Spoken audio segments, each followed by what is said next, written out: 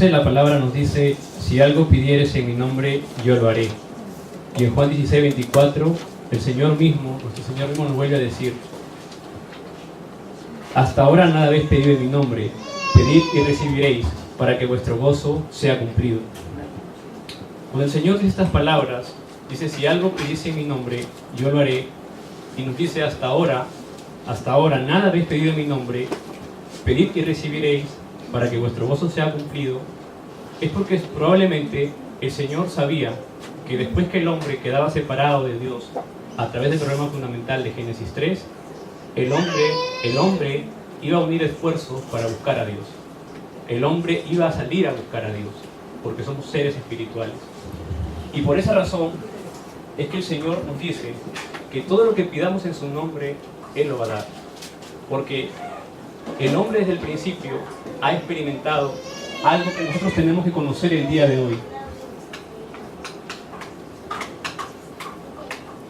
¿Qué es la religión? La religión, o dentro de la religión, el hombre también practica la oración.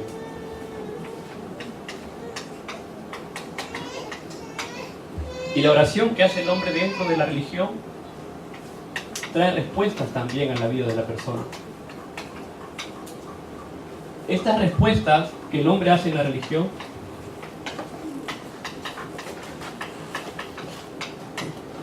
viene de la veneración o la oración a ídolos. Puede ser una piedra, puede ser una madera, puede ser animales, pueden ser objetos hechos por el hombre, por manos de hombre. La veneración a ídolos se le conoce como idolatría. Y esa idolatría levanta un poder espiritual en la vida del ser humano. Cuando el hombre ora en la religión, se levanta un poder espiritual. Lo que nosotros tenemos que conocer como remanentes es quién está atrás de esa veneración a un objeto, sea de barro, sea de piedra, sea de madera, sea una imagen pintada en la pared, o sea un ídolo hecho por la mano de un hombre.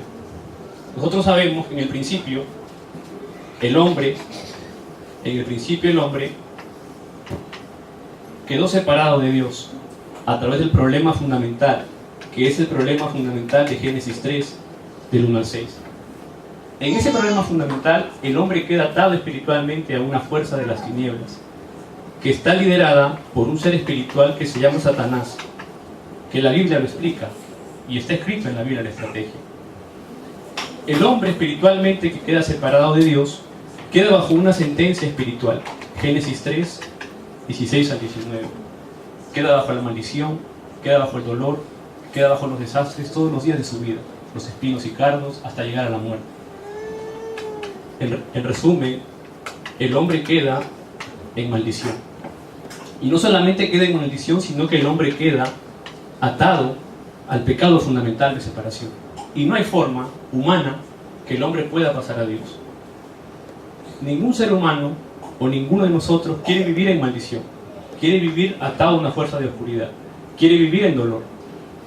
El hombre busca pasar a Dios a través de la religión. En otras palabras, la religión es algo que el hombre ha creado para alcanzar a Dios.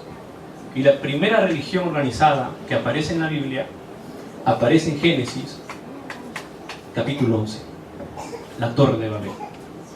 La Torre de Babel es la primera religión organizada liderada por Nimrod, un hombre que tuvo gran poder en esa época y que reunió a los pueblos para edificar la Torre de Babel. ¿Para qué? Para alcanzar a Dios. Babel significa alcanzar los cielos. Entonces, constantemente, a partir de este punto, de Génesis 11 en adelante hasta el día de hoy, vemos que la religión ha estado constantemente parando que el Evangelio, diluyendo que solo el nombre de Jesucristo. Y el hombre ora a los ídolos, tiene respuestas, hace idolatría, pero este poder de oscuridad, si no conocemos el trasfondo espiritual en que nos encontramos, esto trae ¿qué? Trae fracaso a la vida del ser humano. ¿Por qué trae fracaso? Porque aunque oremos aquí a los ídolos, sin cambiar nuestro estado espiritual, seguimos sumergidos en el problema de Génesis 3 del 1 al 6. Seguimos divididos como quedó Adán y Eva, Génesis 3 del 11 al 14. En el versículo 14, Dios le da una palabra a la serpiente: comerás el polvo de la tierra todos los días. El ser humano es hecho del polvo de la tierra. Y separado de Dios, la serpiente, Satanás, come el polvo de la tierra todos los días. ¿Eso qué quiere decir? Que el hombre separado de Dios es devorado diariamente ¿por quién? Por el diablo, por Satanás, constantemente. Porque come polvo. El hombre sin espíritu o sin vida espiritual es polvo. Y no queda ahí, sino que vivimos bajo el problema fundamental y la sentencia de Génesis 3, 16 a 19. En dolor, en maldición, en dolor todos los días, espinos y cardos, que son los fracasos de la vida. Estamos destinados a la muerte. No hay manera de solucionar esto. El estado del corazón del hombre ha quedado conquistado por Efesios 2:2, que dice: en los cuales anduviste en otro tiempo, siguiendo la corriente de este mundo, conforme al príncipe de la potestad del aire, el espíritu que ahora opera en los hijos de desobediencia. No hay manera de salir de aquí humanamente. Y la religión que se levanta en Génesis 11 de manera organizada a través de la Torre de Babel, una vez más aparece en el libro de los Hechos, en el capítulo 19, versículos del 24 al 41. Aquí vuelve a aparecer la religión. Pablo y su equipo de evangelismo entra a Efesios, y en Efesios había un hombre llamado Demetrio que hacía templecidos de plata de la diosa Diana. La diosa Diana era la diosa que había conquistado esa región. Y Demetrio se pone bravo porque Pablo persuadía a través de la palabra a que solamente crean en el Señor Jesucristo. Y Demetrio une a todos los que trabajaban con él y los que ganaban riquezas a través de esas ventas para hacer una manifestación, podríamos decir en esta época, contra ellos, para pararlos. Porque ellos sabían que si todo el pueblo de Efesos llegaba a conocer a Cristo, se quedaban sin negocio. En otras palabras, no iban a vender ningún templecillo de plata, nada, nunca más. Y la diosa que aparece aquí en Efesios 19 es la diosa Diana. En el versículo 19-27 dice que es la diosa Diana a quien veneraba toda Asia y el mundo entero. Esta diosa Diana se inicia en Génesis 11. Nimrod se casa con Aseramis. Cuando Nimrod muere, Aseramis gana un tremendo poder. Y el pueblo de Babilonia empieza a idolatrar a Aseramis. Esta diosa Aseramis, que es conocida por el pueblo babilónico, ahí aparece la primera imagen de una mujer con un niño en brazos, que es Aseramis con su hijo Tammuz. Esa misma diosa, Aseramis, del pueblo babilónico, en Fenicia, que actualmente es Líbano, y parte de Asia Oriental, la conocieron como la diosa Astarot. Esa misma diosa Diana, los persas la conocieron como Anaíta. Esa misma diosa, los egipcios la conocieron como Isis. Esa misma diosa, los griegos la conocieron como Artemisa. Y los romanos la conocían Diana, como Diana. Hoy en el siglo XXI, ese nombre ha cambiado. Y nosotros sabemos cómo ha cambiado y cómo se llama hoy. El hombre quedó, la religión de Génesis 11 vuelve a iniciarse o vuelve a aparecer en Hechos 19. Es la misma diosa. Es la misma diosa. Y todo esto, ¿por qué llega al fracaso? Porque el hombre separado de Dios, como nos dice la palabra en Juan 8:44, es hijo del diablo. Es una realidad espiritual. El hombre separado de Dios, sin el Evangelio, sin Cristo, es una realidad espiritual, es hijo del diablo. Y todo eso trae al hombre fracaso. La religión no es la respuesta. Mi familia, en una época no muy pasada, voy a ponerla en el contexto de Hechos 19, mi familia adoraba a la diosa Diana. hace unos 10 años atrás, unos 15 años atrás más o menos, un poco más. Constantemente, todos los años visitábamos el templo de la diosa Diana. Todos los años llevamos ofrenda a la diosa Diana. Todos los años peregrinábamos a la diosa Diana. Orábamos a la diosa Diana. Evidentemente se levantaban respuestas a nuestra vida, aparentemente. Llegaba bendición, la empresa mejoraba. Veíamos el poder de la diosa Diana. Un día, toda mi familia lo sabe, mis amigos más cercanos, mi familia comenzó a caer a un pozo muy profundo, muy profundo. Y nadie entendía por qué. Empezaron los problemas de pareja entre mi padre y mi madre, empezaron los problemas financieros de la empresa, empezaron los problemas de la familia, mi familia se dispersó y mi familia cayó a un pozo que parecía que nunca íbamos a salir de ese lugar. Habíamos vivido en este tiempo por mucho tiempo dentro de la religión, sin conocer el Evangelio. Yo tampoco no entendía en ese momento qué estaba pasando, pero teníamos fe en el Dios Altísimo. Pero un día, todo eso cambió. Todo eso cambió. En Génesis 11, cuando Babilonia estaba enterrado en idolatría, cuando Babilonia estaba enterrado en una fuerza de oscuridad, Dios llama a Abraham, en Génesis 12, y le dice a Abraham: en tu simiente serán benditas todas las familias. En Hechos 19, cuando el pueblo de Efesios idolatraba a Diana, había un hombre que se paraba a predicar el Evangelio de Jesucristo, que era Pablo, ese equipo. Y restaurando con Abraham, desde Génesis 12, restaurando en Hechos 19 con Pablo, el Señor nos da que el Evangelio. El Evangelio. ¿Y qué es el Evangelio? El Evangelio es conocer la respuesta para que el hombre pueda volver a Dios sin ninguna religión, sino a través de Jesucristo. Génesis 3:15, la simiente de la mujer aplastará la simiente de la serpiente, o la cabeza de la serpiente. La simiente de la mujer. ¿Quién es la simiente de la mujer? Es Cristo la simiente de la mujer. Abraham se sujetó a esa promesa. Pablo, ya en el Nuevo Testamento, Jesucristo ya había resucitado, se sujetó a esa promesa del Evangelio. En otras palabras, cuando oramos dentro del Evangelio, hay un poder que se manifiesta a través del nombre de Jesucristo. Eso es lo sano. Ahí empieza una vida espiritual sana, en el nombre de Jesucristo, creyendo en que solo Jesús es el camino, la verdad y la vida, creyendo en que solamente Jesucristo apareció para deshacer las obras del diablo. Y ahí es donde empieza nuestra verdadera oración, solo en el nombre de Jesucristo. Cuando nosotros como hijos de Dios oramos, el Señor nos escucha ahora. ¿Por qué nos escucha? Juan 1:12. Juan 1:12. Mas a todos los que le recibieron, a los que creen en su nombre, les dio la potestad de ser hechos ¿qué?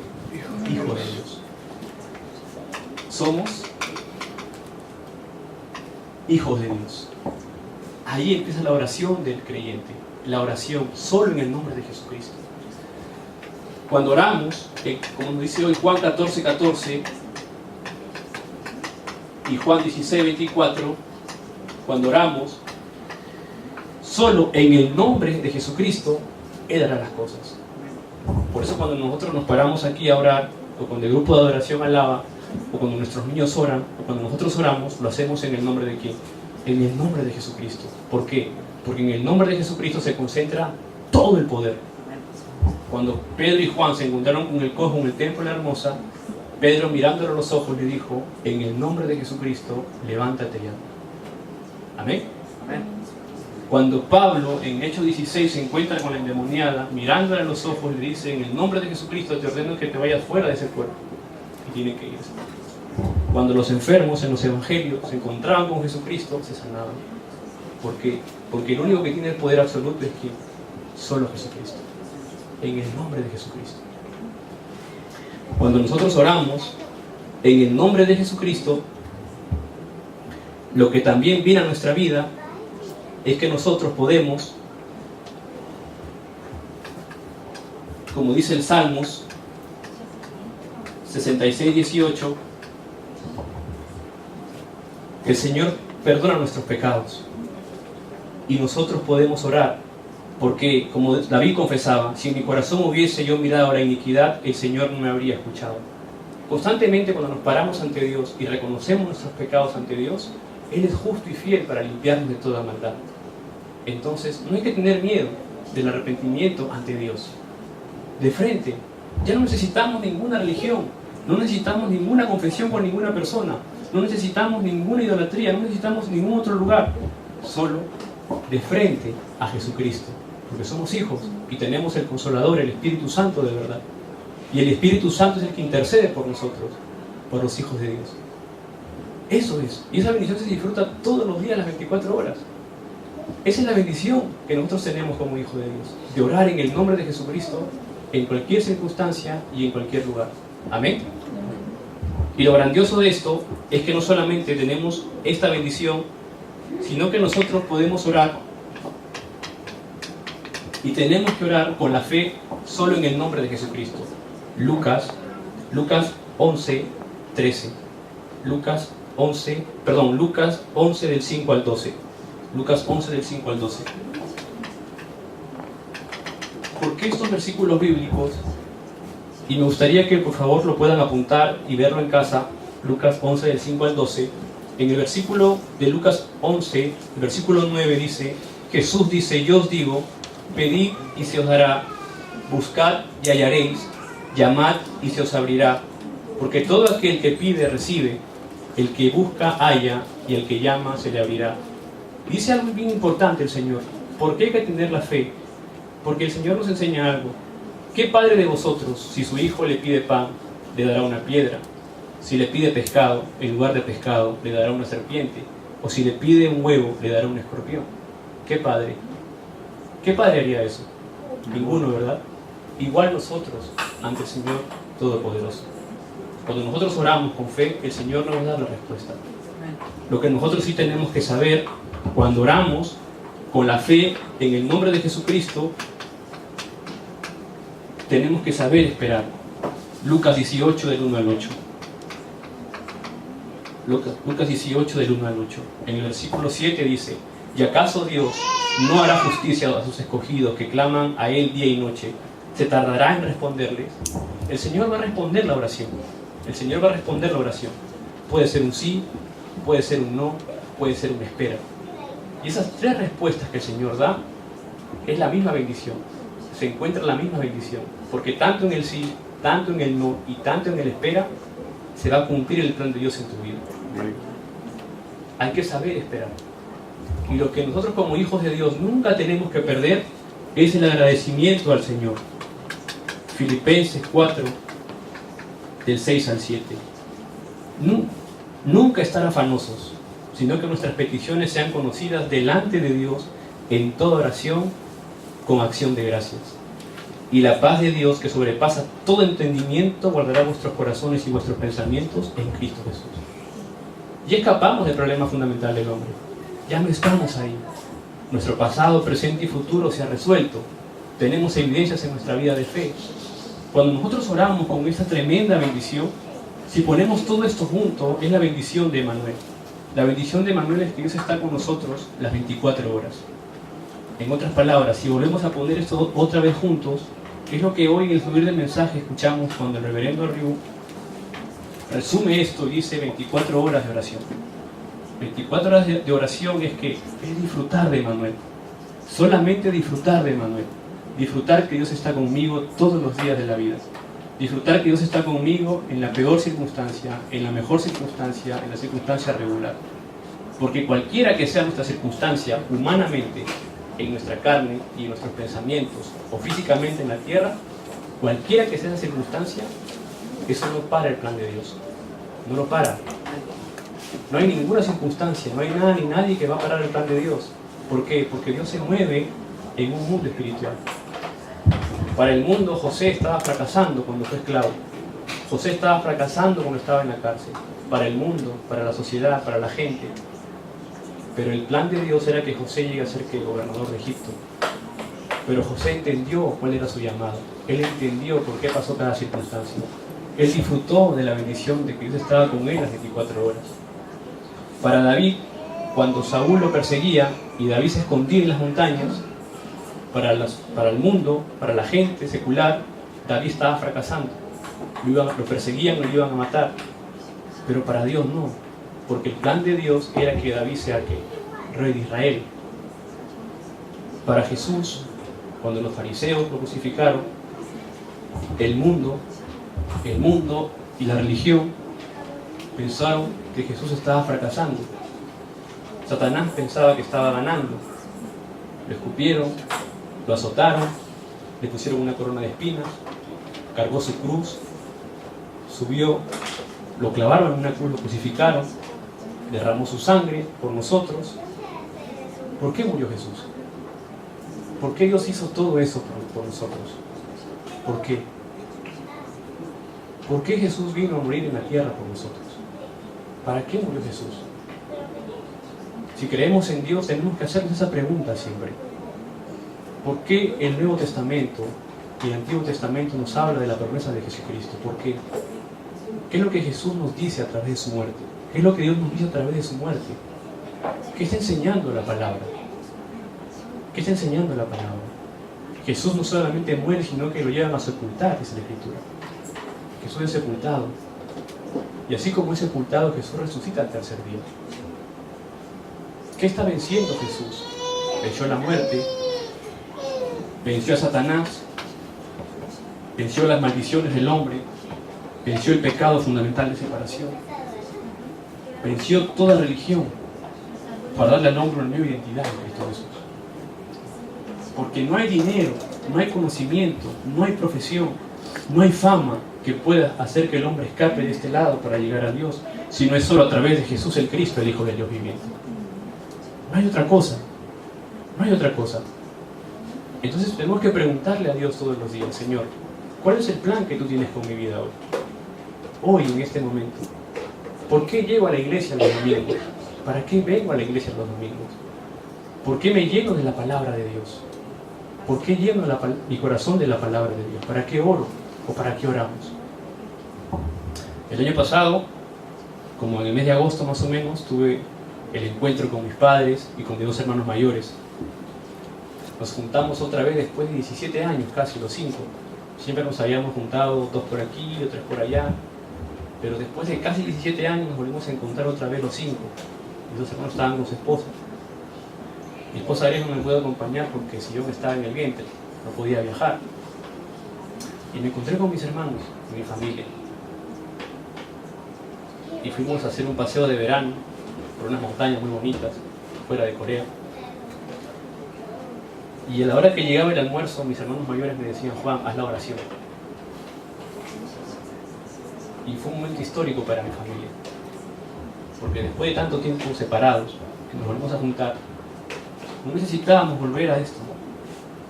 En ninguna estampita, con respeto, si acaso, en ninguna religión, ni ir a ningún lugar específico. No necesitábamos de ninguna diosa. Solamente necesitábamos creer en espíritu y en verdad, que Jesús es el Cristo, el Hijo del Dios viviente. Amén. Y ahí se levantaron las bendiciones. Para mí fue una oración histórica, porque juntos, cuando uno ora en el nombre de Jesucristo, hay un principio espiritual que nosotros movemos.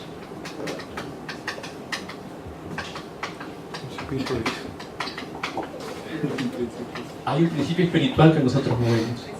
Principito. Hay un principio espiritual que nosotros movemos. O un principito espiritual que nosotros movemos. ¿Qué cosa es? Cuando nosotros nos juntamos a orar, oramos individualmente, hacemos que el Espíritu Santo levante sus obras. Amén.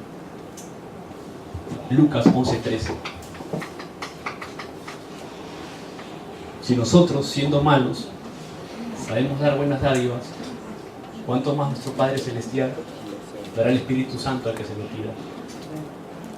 Cuando oramos, nosotros movemos un mundo espiritual que no lo vemos, pero el Espíritu Santo obra.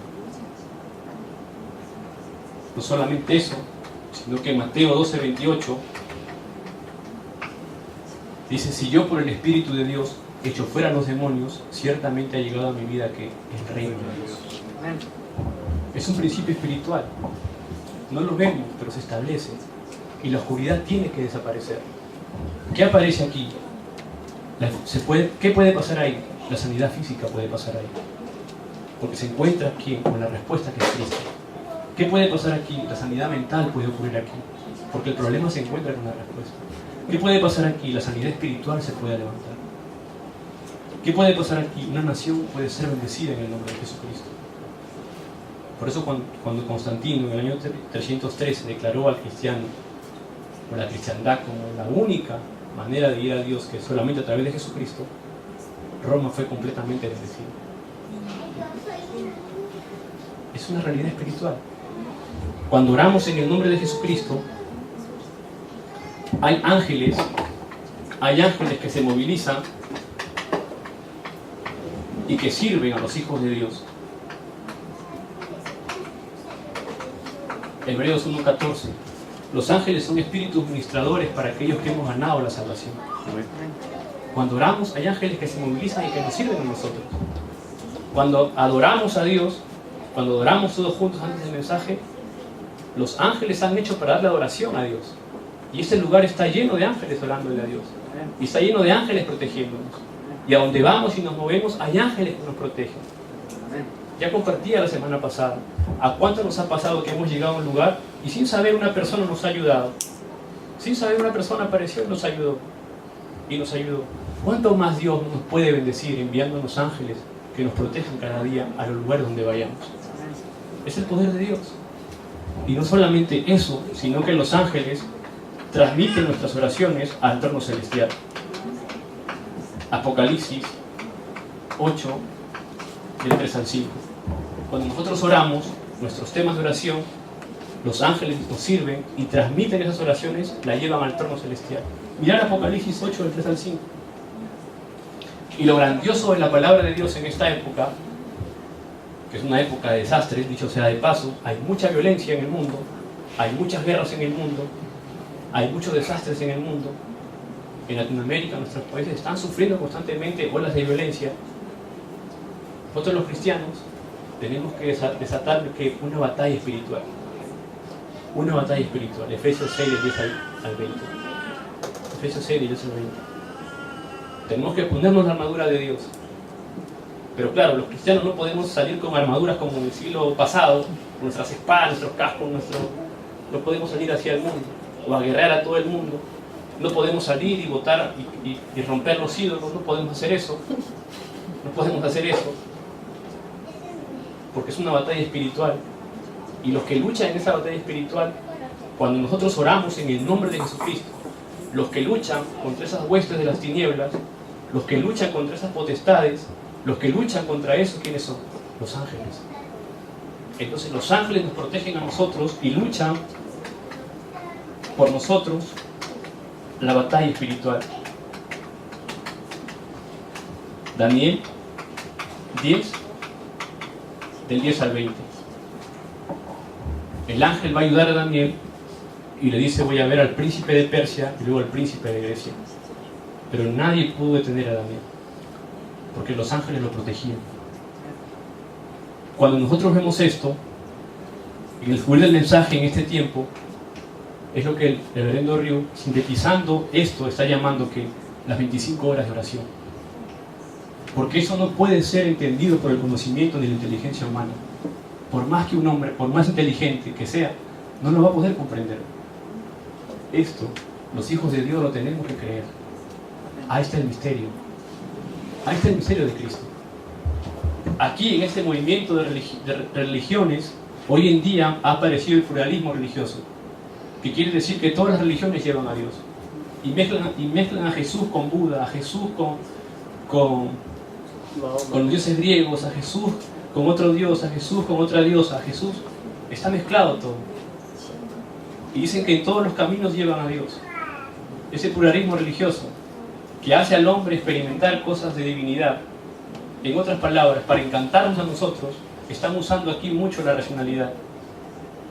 Y nosotros, nuestra generación, que es una generación de tecnología, es una generación de un mundo muy avanzado, está buscando que la sabiduría, que no es mala buscar la sabiduría, No digo que esté mal buscar la sabiduría, está bien buscar la sabiduría, el conocimiento. Pero no hay que dejarnos engañar, hay que tener cuidado también. Porque solamente el Evangelio nos habla de solamente un camino, una respuesta, que es el nombre de Jesucristo. Amén. Cuando nosotros oramos, movemos este mundo espiritual a favor de nuestra vida, a favor del reino de Dios. Este misterio es nuestro. Y si es nuestro, hay que aprovecharlo al máximo. Ahí está el secreto de nuestra victoria espiritual todos los días. Cuando oramos todos los días, 5, 10 minutos, estamos moviendo un mundo espiritual que no lo vemos, pero que se levanta y que las obras avanzan y las obras se hacen. Si yo no hubiera pasado todo lo que me tocó pasar con mi familia en este punto y no hubiera conocido el Evangelio, no hubiera entendido la razón por qué me pasó. Pero una vez que entendí el Evangelio, una vez que me sujeté solo a Jesucristo como único Señor y como único Salvador, y que creo que Dios me levantó de los muertos, cuando estoy dentro de Cristo y miro atrás y digo, si no hubiera pasado eso, nunca salía de Chimbote, que es mi ciudad natal. Si no hubiera pasado eso, nunca salía de Perú. Si no hubiera pasado eso aquí, nunca hubiera conocido Europa. Si no hubiera pasado eso aquí, nunca hubiera conocido Norteamérica. Si no hubiera pasado aquí, nunca hubiera conocido Asia. Si no hubiera pasado aquí, nunca hubiera conocido a mi esposa. Si no hubiera pasado aquí, no estuviera disfrutando de la bendición que tenemos hoy. Si no hubiera pasado por aquí, nunca lo hubiera conocido a ustedes. Si no hubiera pasado por aquí, no estaría hoy parado en este lugar por la gracia de Dios. Y si tú no hubieras pasado lo que has pasado antes, no estuvieras hoy sentado en este lugar.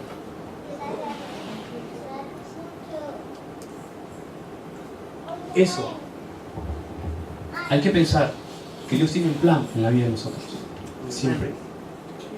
Y que en Cristo Jesús todas las cosas son para bien.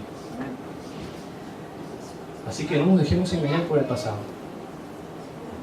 Yo aquí pasé cosas terribles, pero en el momento que me encontré con Jesucristo, se solucionó. Y yo aquí vi cosas terribles en mi familia, pero en el momento que me encontré con Jesucristo, empecé a mover un mundo espiritual a través de la oración. Empecé a mover a los ángeles a través de la oración. Y el día que me tocó hacer la oración con mis hermanos, juntos, y con mi familia, una oración histórica que yo llamo para mi familia, todas las obras de Satanás se quebrantaron. Porque el nombre de Jesucristo tiene poder. Porque el nombre de Jesucristo es sanidad. Porque el nombre de Jesucristo es vida. Y porque solo Jesús es el Cristo, el Hijo del Dios viviente. Así que nosotros vamos a orar hoy, y las oraciones que hagamos va a quebrantar todo ese mundo de desastre que hay en nuestros países. Va a quebrantar todas las obras de Satanás que hay en nuestra familia y en nuestros países. Y vamos a bloquear una época para dar que solo el Evangelio de Jesucristo. Esa es nuestra misión como remanentes el día de hoy. Y no solamente como remanentes, sino como remanentes discípulos evangelistas. Y a seguir descubriendo el grandioso plan de Dios para nuestra vida. Eso es lo que nosotros tenemos que orar todos los días de nuestra vida. Amén. Vamos a orar. Padre Dios, te damos las gracias, Señor, en el nombre de Jesucristo, por tu gracia, Señor, por habernos llamado, Padre, en este siglo XXI, y porque hoy tenemos, Señor, la bendición de poder orar a través del nombre de tu único Hijo, Señor, que murió en la cruz por nosotros y resucitó, Padre, para darnos salvación. En el nombre de Jesucristo, Señor, oramos para que tu Espíritu Santo obre, nos guíe y llene nuestras vidas, Señor, en cada momento. Oramos, Señor, para que el movimiento de remanentes, Padre, para el campo hispanohablante se levante con un solo corazón, con todo el corazón y por la continuidad. Solo Jesús es el Cristo, el Hijo del Dios viviente, Señor. Y que todo nuestro espíritu, cuerpo y alma, Señor, pueda servirte, Padre, para el evangelismo. Y que nosotros como remanentes, Señor, donde estemos, podamos siempre, Señor, ser testigos de este gran evangelio, Padre. Y tener una vida sana espiritualmente solo en Cristo Jesús. Te damos la gloria y la honra, Padre, en el nombre de Jesucristo oramos. Amén.